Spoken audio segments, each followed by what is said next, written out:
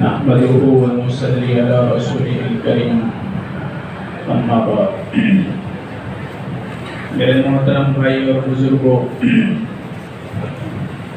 آج کی بات میں نبی کریم صلی اللہ علیہ وسلم کا ایک فرمان ہے کہ تبلغ حلیۃ المؤمن حیث یبلغ الوضوء۔ اللہ کے نبی نے فرمایا کہ جنت میں اہل ایمان کا زیور جتنا اس نے کامل وضو کیا ہوگا اتنا اس کا زیور چمکے گا۔ حضرت ابو ہریرہ رضی اللہ تعالی عنہ فرماتے ہیں کہ ہمارے نبی نے فرمایا ان امتی یدعون یوم القیامہ غرا محجلین من آثار الوضوء۔ قیامت کے دن میری امت اور امتوں کے اندر ایسی پہچانی جائے گی کہ ان کے وضو کے آثار چمکدار ہوں گے، چمکتے ہوں گے۔ ایک صحابی نے کہا یا رسول اللہ صلی اللہ علیہ وسلم، آپ کی اتنی بڑی امت اور امتوں میں مکس ہو جائے گی تو آپ اپنے امت کو کس طریقے سے پہچان سکیں گے؟ آپ نے فرمایا ارأیت ان رجلا، تمہارا کیا خیال ہے یا تم بتاؤ کہ ایک آدمی کے پاس ایسے گھوڑے ہیں جن کی پیشانیوں میں چمک ہیں، غر محجلہ، ایسے گھوڑوں کو کہتے ہیں کہ جن کی پیشانی میں چمک ہو اور ان کے نیچے کے جو ٹاپ آتے ہیں وہ بھی سفید ہو، تو کتنا پیارا گھوڑا لگے گا، پیشانی پر بھی چمک اور چار پیر کے نیچے ٹاپ بھی سفید ہو۔ ایسے گھوڑوں کو عربی کے اندر غر محجل کہتے ہیں۔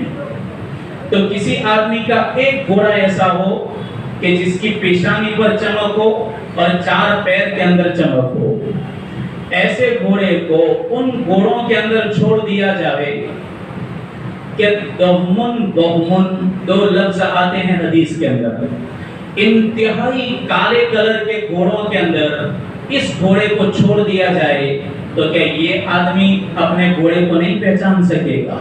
وہ تو سارے ہی کالے ہیں، یہ تنہا ایسا ہے کہ اس کی پیشانی میں چمک ہیں اور اس کے پیر کے اندر چمک ہیں۔ اسی طرح آپ نے فرمایا کہ ایک گھوڑے والا اپنے گھوڑے کو پہچان لے گا، اسی طرح میں بھی اپنی امت کو اور امتوں کے اندر پہچانوں گا۔ صحابہ نے کہا یا رسول اللہ کیسے پہچانیں گے؟ آپ نے فرمایا ان کے وضو کے اعضاء اس طرح چمک رہے ہوں گے کہ میں ان کی چمک سے کہہ دوں گا کہ یہ میرا امتی ہے، میرا امتی ہے۔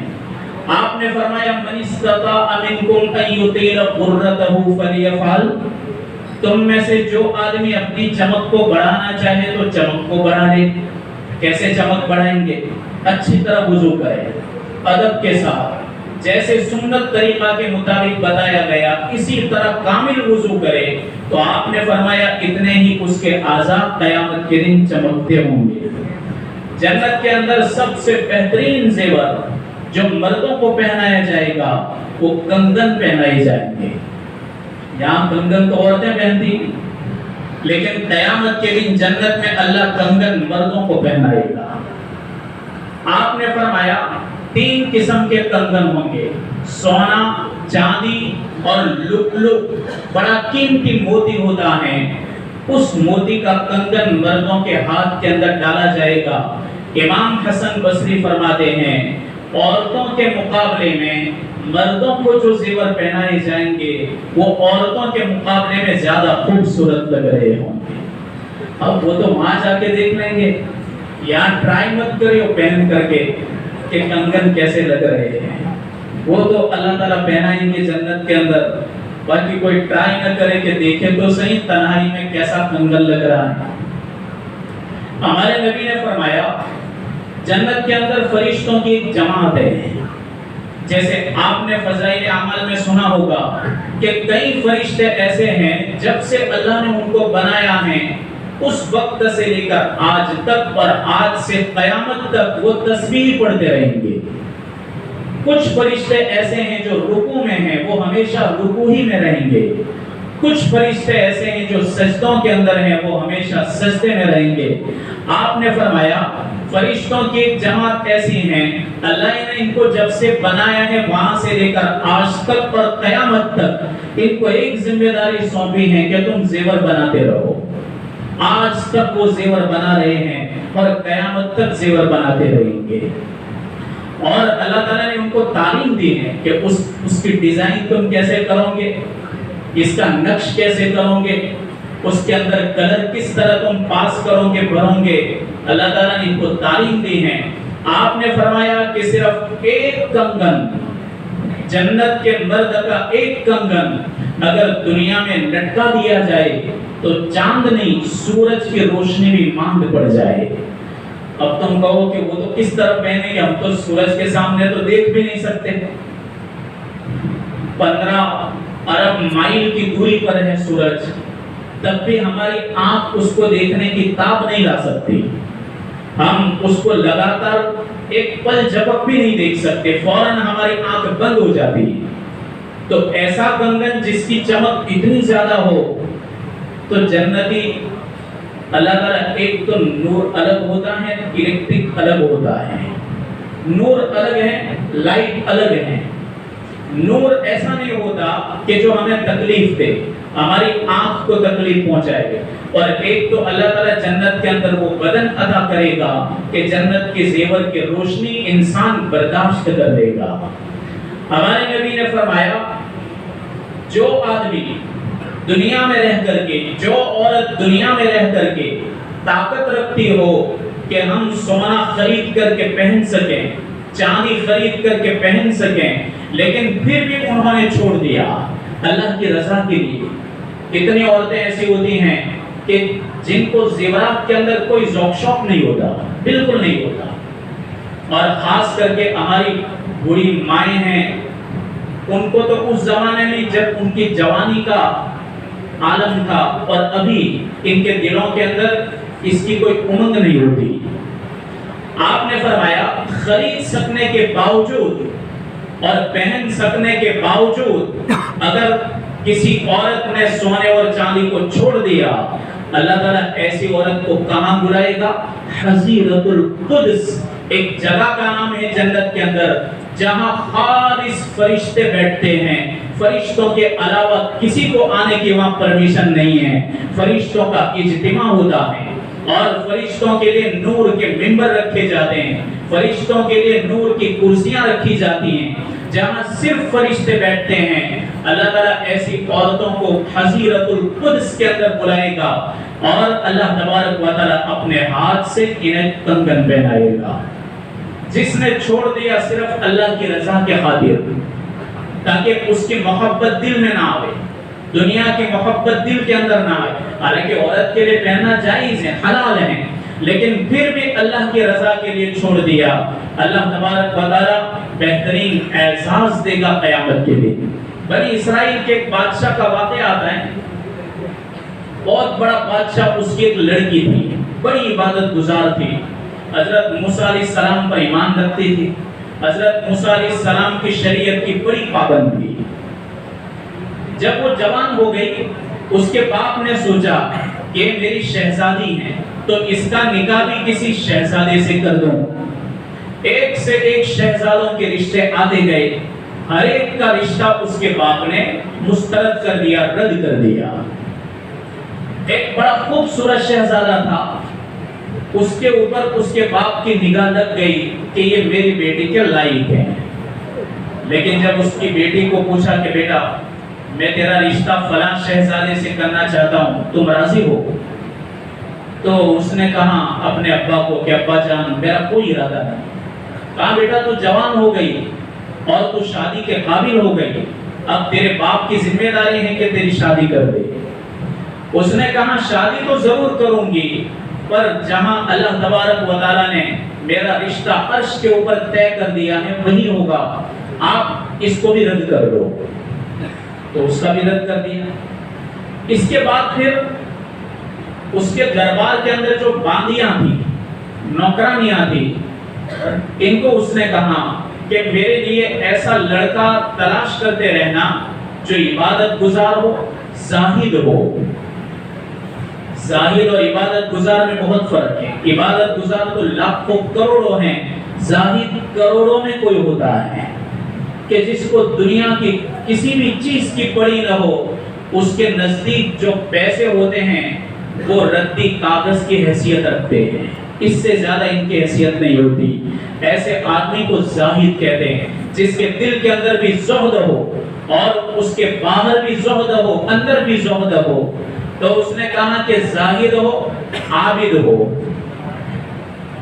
एक बड़ी उम्र की जो नौकरानी थी, उसने एक ऐसे फकीर को तलाश किया जो आबिद भी था और जाहिद भी था। आबिद के माना इबादत करने वाला, जाहिद के माना दुनिया से बेरग़बती करने वाला, जिसको दुनिया से रग़बत न हो। अब जाहिर बात है, जब वो जाहिद है तो उसके पास क्या हो सकता है जब उसके दिल के अंदर ज़ुहद है। नौकरानी ने आकर के कहा कि बेटा, तू जैसा लड़का चाहती है मैंने लड़का देख लिया है। कहा कैसा है? कहा इबादत गुजार भी है, दुनिया से बेरग़बत भी है। कहा कि तुमने बराबर तहकीक कर ली? कहा मैंने तहकीक कर ली है। कहा तो फिर एक काम करें, हम काजी साहब के पास जाते हैं, काजी साहब हमारा निकाह करा देंगे। बाप को कह दिया, बाप को खबर दे दी, माँ को खबर दे दी, और इस लड़की ने निकाह उस फकीर आबिद जाहिद के साथ कर दिया। निकाह के बाद वो कहने लगी कि चलो अब आप मुझे आपके घर ले जाओ, मैं तो आपकी बीवी हो गई। तो उसने चलते चलते क्या कहा, उसके पास एक कंबल था जो उसने कंधे पर रखा था, वो कंबल उतार करके कहा कि तेरा शौहर इस कंबल के सिवा किसी भी चीज का मालिक नहीं है, सिर्फ उसकी मिल्कत के अंदर यही कंबल है।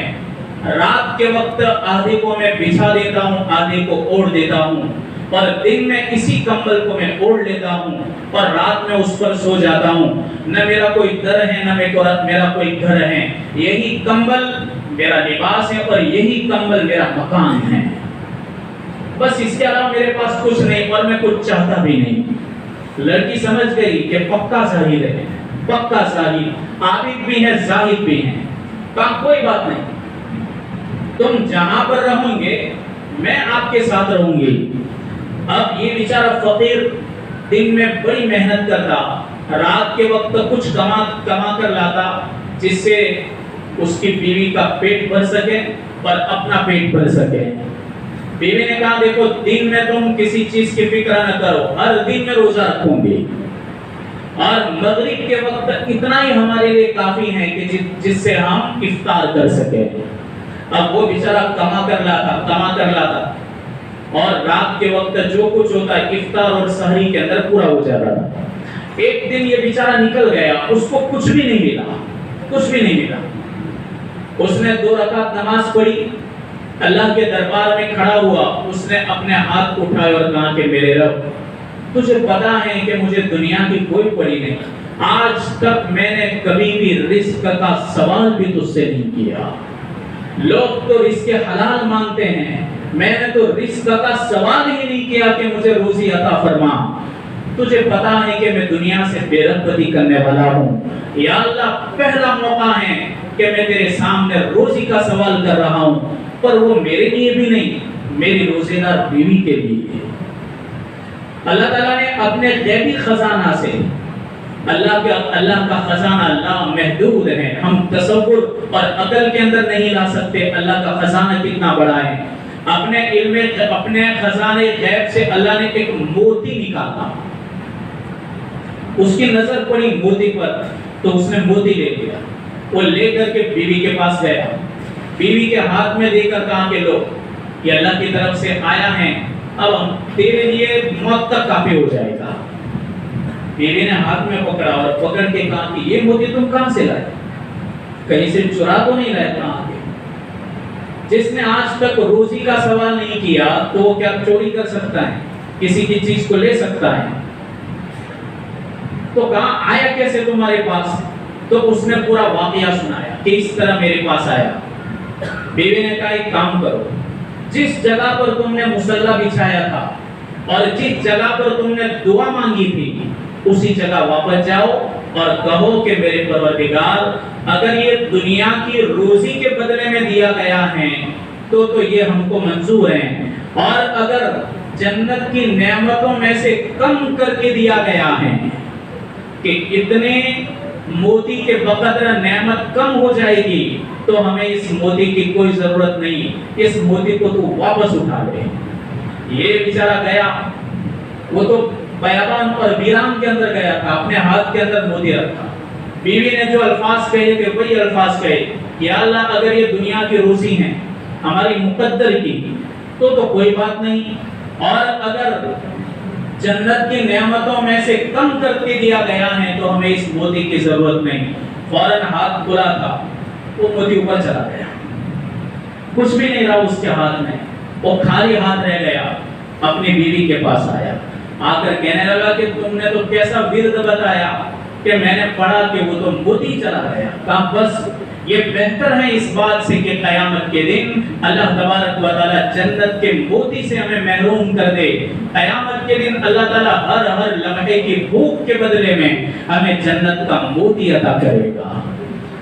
ایسی بنی اسرائیل کے اندر ایسے ہزاروں واقعات ہیں، ایسی جوان بیٹیوں کے کہ اللہ تبارک و تعالی نے ان کے دلوں کے اندر زہد بھر دیا تھا، ان کے دلوں کے اندر اپنی محبت بھر دی تھی کہ انہوں نے دنیا کے اندر اپنے شوہر کی غربت کو پسند کیا اور اپنے شوہر کی تکلیفوں کو برداشت کیا، لیکن اللہ تبارک و تعالی کی رضا کے ساتھ دنیا سے رخصت ہو گئی۔ تو میرے بھائیوں، اللہ کے حبیب نے فرمایا دنیا کے اندر ہر تکلیف کے اوپر آدمی صبر کرے گا، اللہ بہترین زیور عطا کرے گا، قیامت کے اندر بہترین زیور عطا کرے گا۔ حضرت ابو الدرداء کا نام سنا آپ نے؟ حضرت ابو الدرداء بڑے مشہور صحابی، ان کا نام تو اصل ہے خالد بن زید نہیں، وہ تو حضرت ابو ایوب کا نام۔ درداء ان کی لڑکی ہیں، درداء ان کی لڑکی، اس لیے ان کے کہتے ہیں ابو الدرداء۔ درداء کا نکاح کہاں سے آیا؟ یزید بن معاویہ کے گھر سے۔ یزید کون؟ حضرت امیر معاویہ کا لڑکا، جن کے اوپر امام حسین، یہ سب پوری ٹیم ہے کہ امام حسین کی شہادت جو ہوئی یہ پوری ٹیم اندر شامل تھی، یہ یزید اور حضرت امیر معاویہ بڑے جلیل القدر صحابی۔ یزید نے پیغام بھیجا درداء کے ساتھ، ابو الدرداء کو بھیجا کہ آپ کی بیٹی درداء کے ساتھ ہم شادی کرنا چاہتے ہیں۔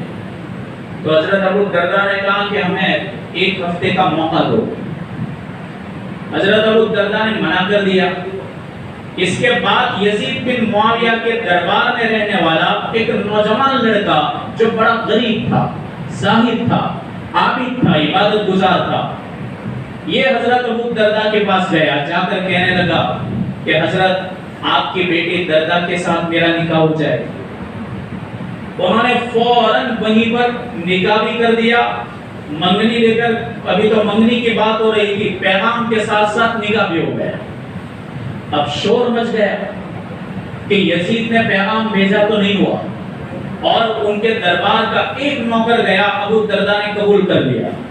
تو حضرت ابو الدرداء نے یزید کو بلایا، یزید کو کہا کہ برا مت لگائیو، میں اس بات کو پسند کرتا ہوں کہ میری بیٹی دکھوں میں رہ کر کے اللہ کا استحضار رکھے اور زہد کے ساتھ دنیا سے جائے، میری بیٹی کے لیے یہ تو بہتر ہے، لیکن میں یہ پسند نہیں کرتا کہ تیرے گھر کے اندر درہم دینار کی کھنک کو دیکھے، چمک کو دیکھے، سونے اور چاندی کی چمک کو دیکھے اور میری بیٹی کا دل اس کے اوپر لگ جائے اور میرے رب کی محبت اس کے دل سے چلی جائے، اس کو میں پسند نہیں کرتا۔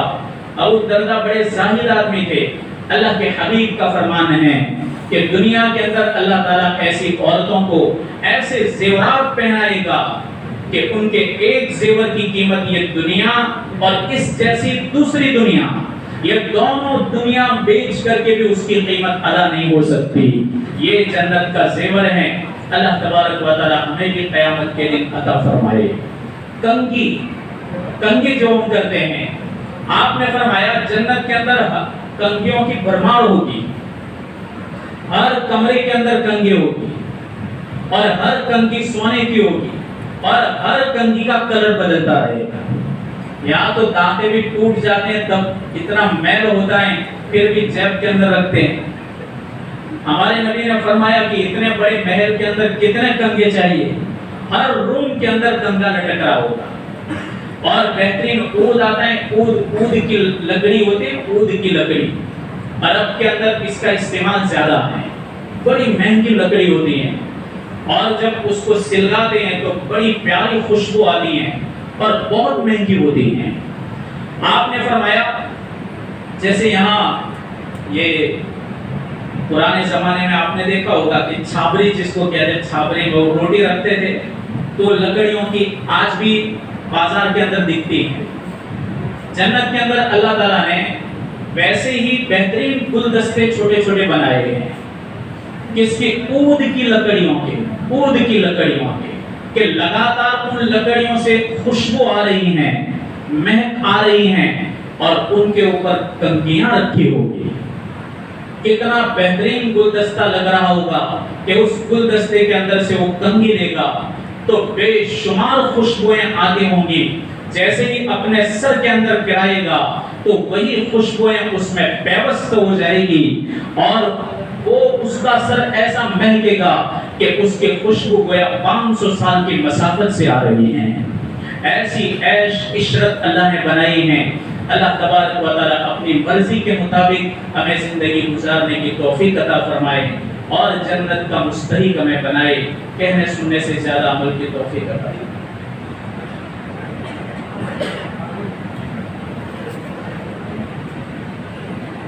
یا رب لک الحمد حمدا دائما ویا رب لک الحمد حمدا خالدا قلوب اللهم اهدنا الصراط المستقيم صراط الذين أنعمت عليهم النبيين والصديقين والشهداء والصالحين اللهم احفظنا من كل بلاء الدنيا وعذاب الآخرة وتوفنا مسلمين